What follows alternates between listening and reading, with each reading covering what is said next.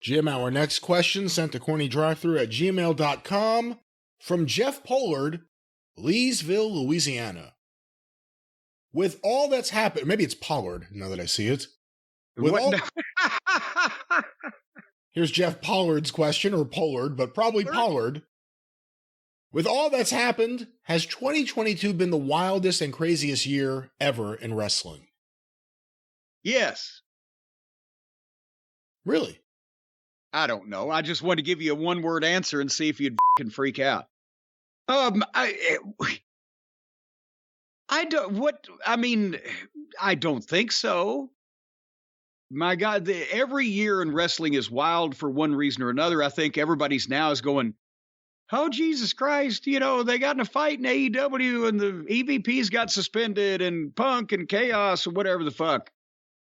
I mean, when you think about the things that have happened at different eras in the past in wrestling, if there had been social media, if there hadn't been kayfabe, if there had been Twitter and people had been running their fucking mouths instead of keeping it inside the business, good Lord, people would have been fucking aghast.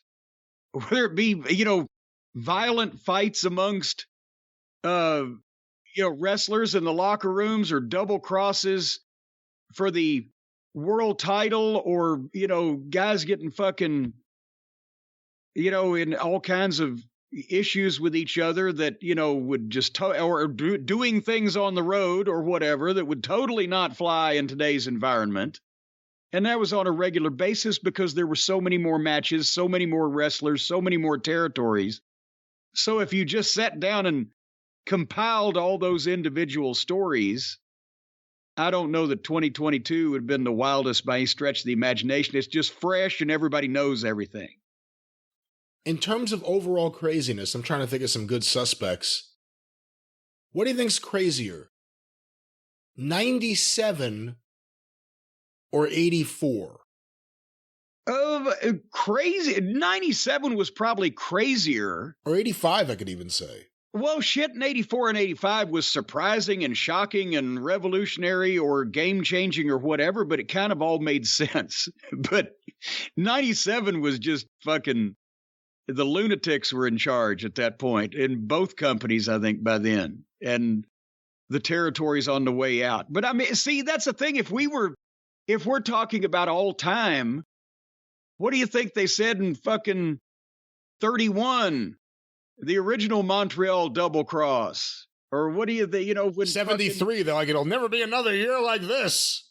Yeah. It just changes because it's, time moves on, but wild things always happen. What about you personally? Your time in and around wrestling as a fan and as someone in the business, what do you think personally is the craziest year you've experienced?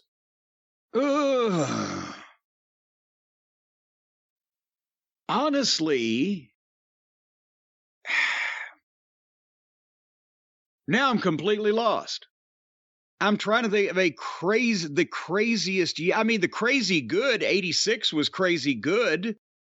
So we're all making a fucking fortune. Buildings were full, ratings were through the roof. 95 was crazy in the other direction because not only did I close Smoky Mountain, Vince couldn't even make a fucking profit. And with all the goofy shit going on, it was crazy in 89 when actually 88, but the crazy was realized in 89 when Turner Broadcasting had bought Crockett and we were all like, oh yeah. And then we were like, oh no. It took 6 or 8 weeks till the new year to find out that this was going to be goddamn bad news instead of good news.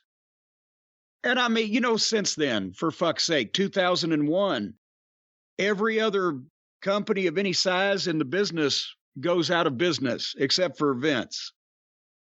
And in 2001, the only 2 profitable wrestling promotions in the United States of America running on a full-time basis with television were the WWE and Ohio Valley Wrestling.